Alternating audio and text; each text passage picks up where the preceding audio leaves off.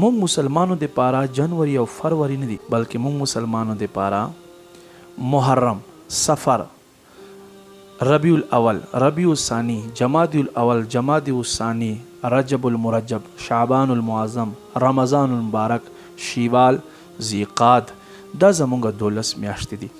الحمدلله 1444 سین هجری 1444 سین هجری دا کال روان دی او ما عزتمندو زمونږ اسلامی اولنۍ میاشت محرم وي.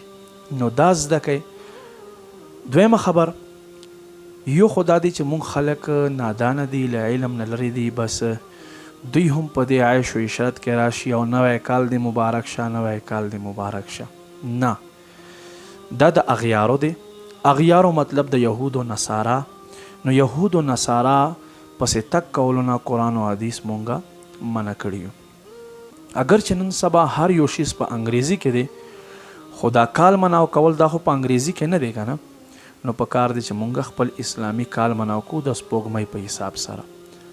دویمه خبر 31 دسمبر چې څه وخت راشي ورپسې د نیو ایر نایټ وي، د نوي کال اولنۍ شپه وي، نو زمونږه دغه خلک چې اوسي اسلامي ملک کې ځان ته مسلمان وای، خو د اسلام نه دومره لرې چې د اسلام الف هم پته نه وي ورته.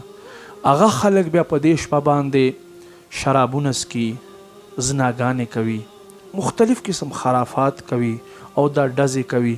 یادو ساتئ دا ډزو کې هم خیر نشته دی، ځکه چې دا اسراف دی او قرآن وایي چې دا چې دی رونه دي، اخوان شیاطین، د شیطان رونه دي. نو دې نه هم ځان ساتئ زما رونو.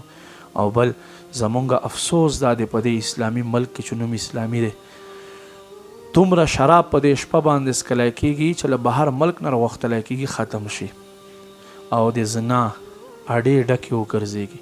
نو ما عزتمندو مونږ دې پاره الله نه یو پیدا کړي. خدا را ځان هم وساتئ.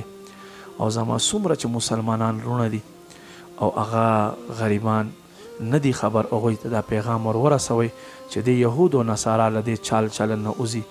رب مجید مونږ ته عمل توفیق نصیب کړي. وما علینا الا البلاغ.